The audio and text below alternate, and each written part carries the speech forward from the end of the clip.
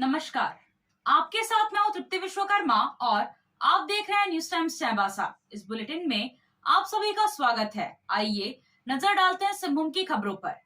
आम लोकसभा चुनाव के चौथे चरण में सिंहभूम संसदीय निर्वाचन क्षेत्र में 13 मई को होने वाले मतदान को लेकर शनिवार को जिला निर्वाचन पदाधिकारी सह पश्चिमी सिंहभूम के उपायुक्त कुलदीप चौधरी ने मतदान की तैयारी और पुलिस अधीक्षक आशुतोष शेखर ने विधि व्यवस्था पर प्रेस वार्ता के माध्यम से जानकारी साझा की। जिला निर्वाचन पदाधिकारी ने कहा कि 13 मई को होने वाले मतदान को लेकर दुर्गम क्षेत्रों में मतदान कर्मियों को मतदान से 2 दिन पहले रेल हवाई मार्ग से भेजा जा रहा है। मतदान से 2 दिन पूर्व 522 मतदान केंद्रों के मतदान कर्मियों को भेज दिया गया है, जबकि 762 मतदान केंद्रों के मतदान कर्मियों को 1 दिन पूर्व भेजा जाएगा। उपायुक्त ने कहा कि 118 मतदान केंद्र के मतदान कर्मियों को सुरक्षा के दृष्टिकोण से हेलीकॉप्टर के द्वारा भेजा जा रहा है। शनिवार को हेलीकॉप्टर के माध्यम से 82 मतदान केंद्रों पर मतदान कर्मियों को भेजा गया है, जबकि 44 मतदान दलों को रविवार को भेजा जाएगा। उन्होंने बताया कि 85 मतदान दल के कर्मियों को रेल मार्ग से भेजा गया है। उन्होंने कहा कि 189 इंटरमीडिएट स्ट्रांग रूम बनाए गए हैं ताकि मतदान केंद्रों की ईवीएम को सीसीटीवी की निगरानी में रखा जाएगा। उपायुक्त ने कहा कि जिले में 229 सेक्टर पदाधिकारी और 5676 मतदान दल के कर्मियों को निर्वाचन कार्य के लिए प्रशिक्षित किया गया है। जिले में 111 क्लस्टर और 221 सेक्टर बनाए गए हैं। मतदान के बाद ईवीएम वीवीपैट को सुरक्षित रखने के लिए महिला कॉलेज चाईबासा में विधानसभा वार स्ट्रांग रूम बनाए गए हैं। जिले में 75 मतदान केंद्रों को महिला मतदान केंद्र के रूप में अधिष्ठापित किया गया है। मतदान के दिन सभी प्रतिष्ठानों के संचालकों को अपने कर्मियों को छुट्टी देने का निर्देश दिया गया है।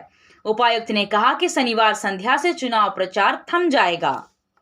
जो कि मतदान की तिथि 13 मई 2024 का मतदान का जो समय रात 7 बजे से जो 5 बजे तक का है, तो पोल क्लोजिंग के अंतिम टाइम से 48 घंटे का जो समय अवधि है, जिसको कि नो कैंपेनिंग पीरियड या साइलेंस पीरियड हम लोग बोलते हैं, उसके संदर्भ में जानकारी देने के लिए आप लोगों के माध्यम से ये प्रेस कॉन्फ्रेंस आयोजित की गई है। इसके साथ साथ जैसा कि आप लोग जानते हैं कि आज जिले में P-2 अर्थात पोलिंग डे से 2 दिन पूर्व जो जाने वाले मतदान दल को रवाना किया गया है, जिसमें मुख्यतः जगन्नाथपुर और मनोहरपुर विधानसभा उसको पूरी तरह से डिस्पैच किया है और चाईबासा विधानसभा का कुछ क्षेत्र है, उसकी पूरी डिटेल जो आप लोगों के साथ में प्रेस नोट में हमने जारी की है।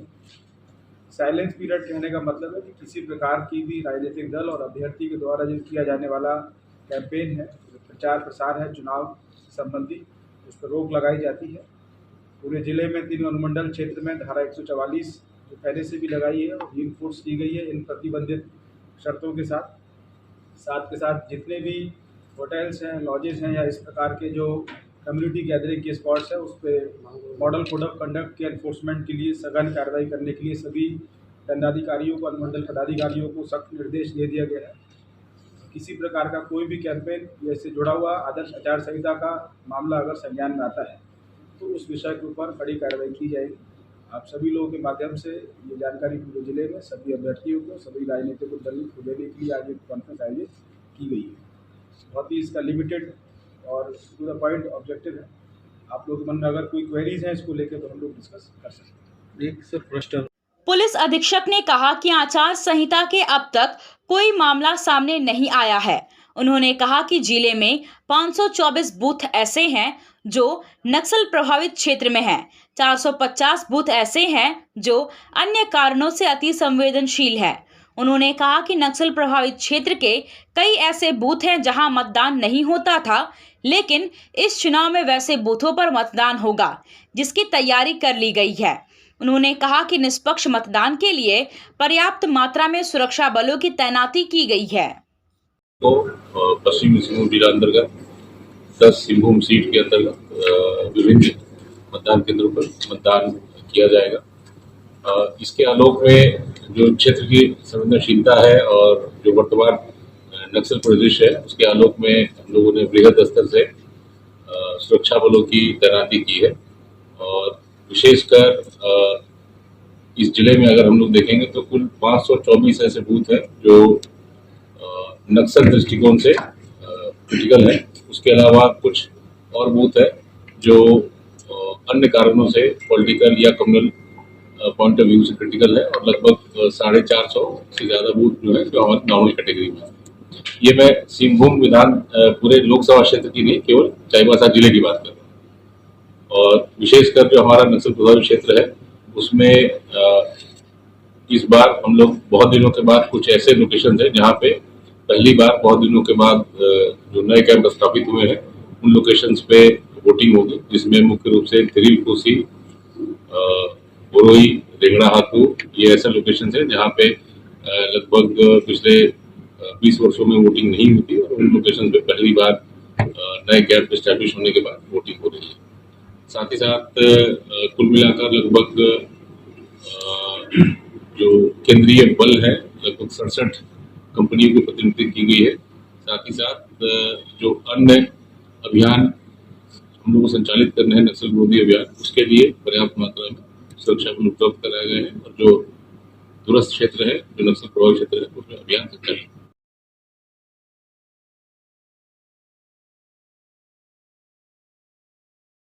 आप खेल से जुड़ा सामान खरीदना चाहते हैं तो कहीं और जाने की क्या जरूरत है। अमित स्पोर्ट्स कलेक्शन है ना। हम आपको हर आइटम जमशेदपुर से भी कम कीमत पर चाईबासा में उपलब्ध कराते हैं। क्वालिटी प्रोडक्ट के लिए तो चिंता ही नहीं करनी है।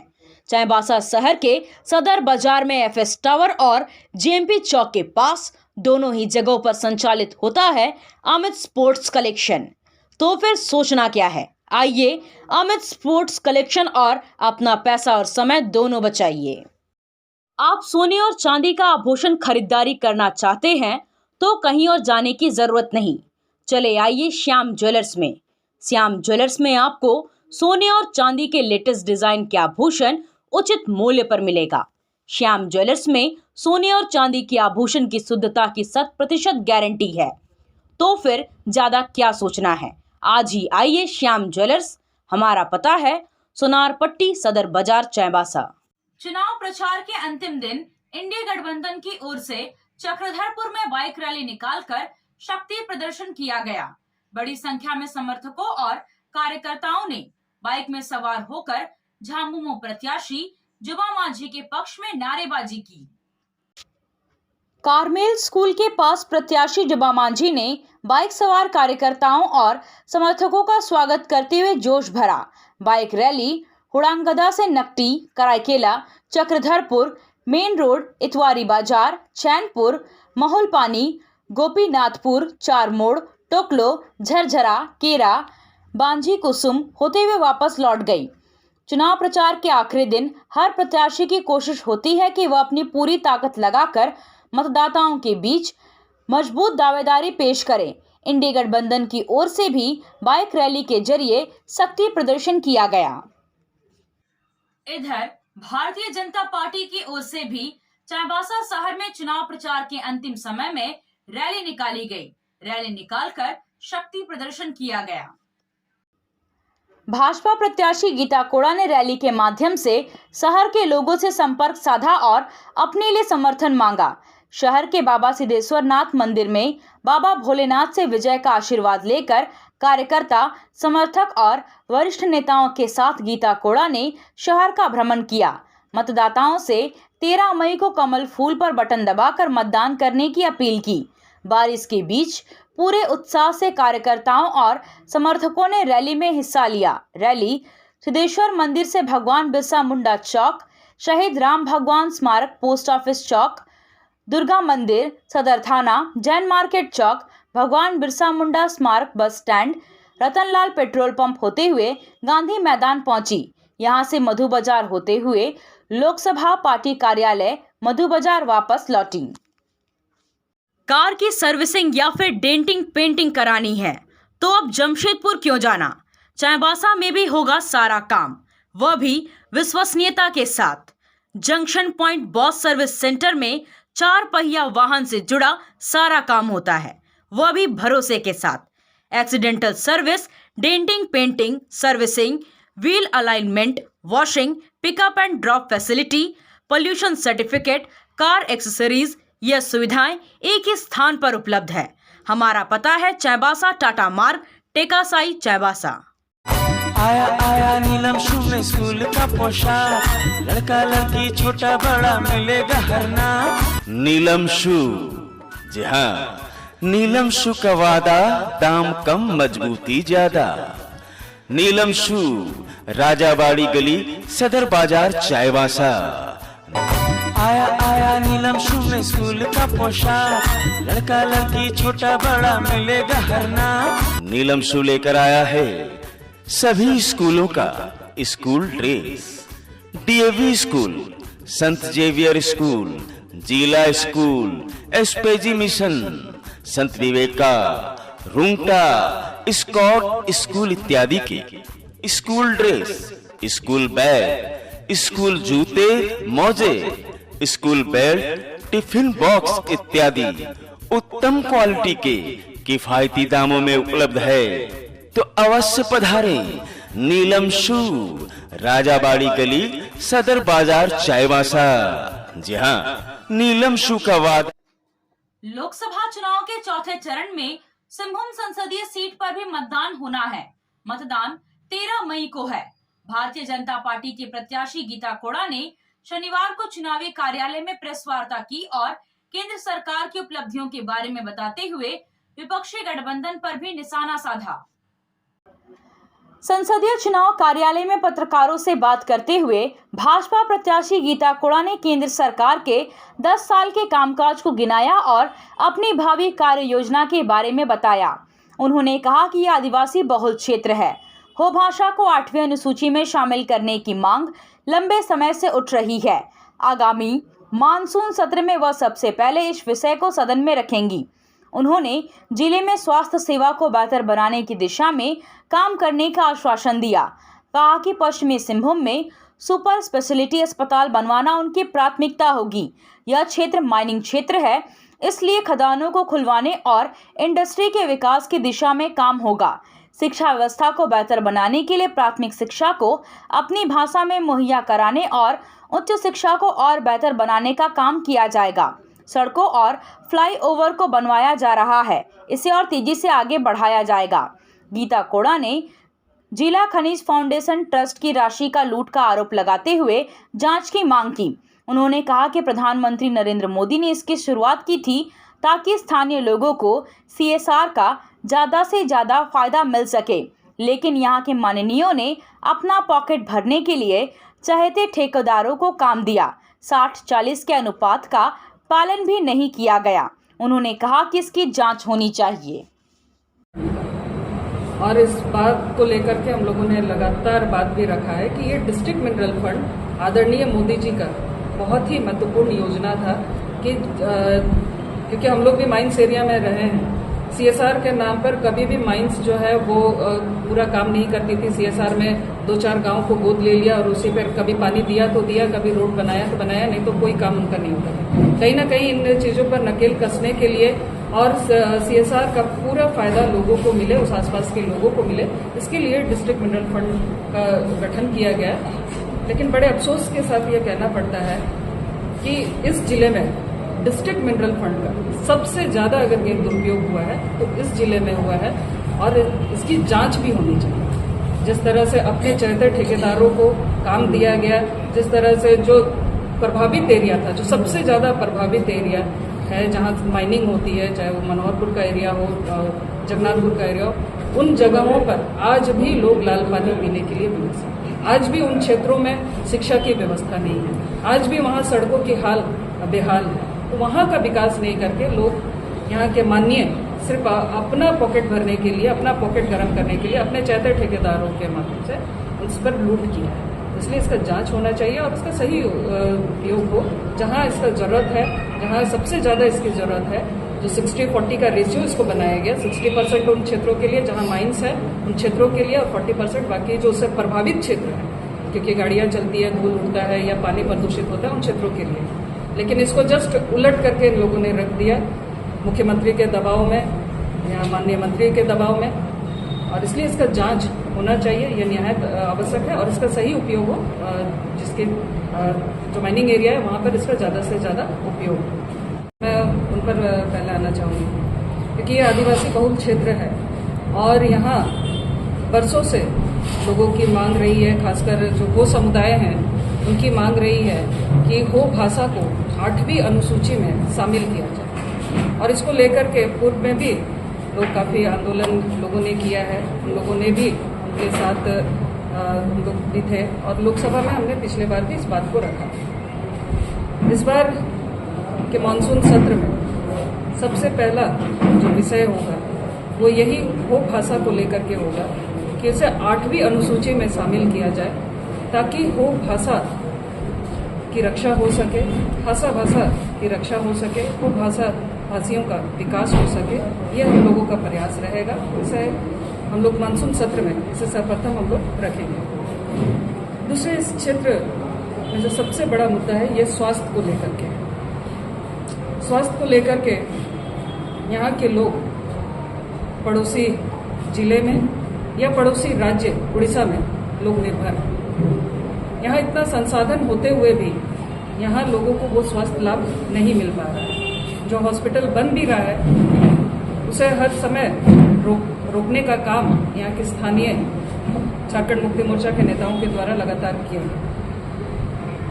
हम लोगों की सोच ये है, क्योंकि ये मजदूरों का बेल्ट है, यहाँ सबसे ज़्यादा मजदूर सिंहभूम लोकसभा में है, तो आदित्यपुर में ESI हॉस्पिटल अभी हाल में ही हम लोगों ने उसका शिलान्यास किया 100 बेड का।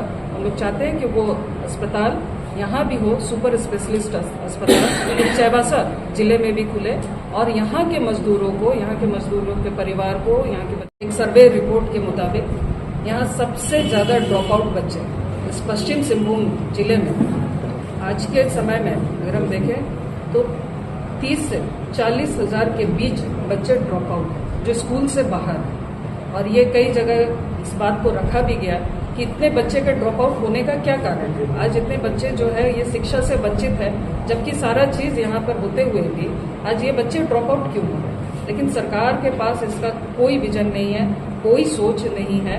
तो हम लोग चाहेंगे कि यहाँ पर बच्चों को प्राथमिक शिक्षा जो है वो सही से मिले, और उच्च शिक्षा में भी, क्योंकि अब केंद्र सरकार ने भी नई शिक्षा नीति लागू की है, उसको लागू होने वाला है, तो उस पर यहाँ के बच्चों को यहाँ के अपने भाषा में उनकी शिक्षा हो, अपने भाषा में वो लोग पढ़ सके, और प्राइमरी एजुकेशन दुरुस्त हो, ये हम लोगों की प्राथमिकता रहेगी।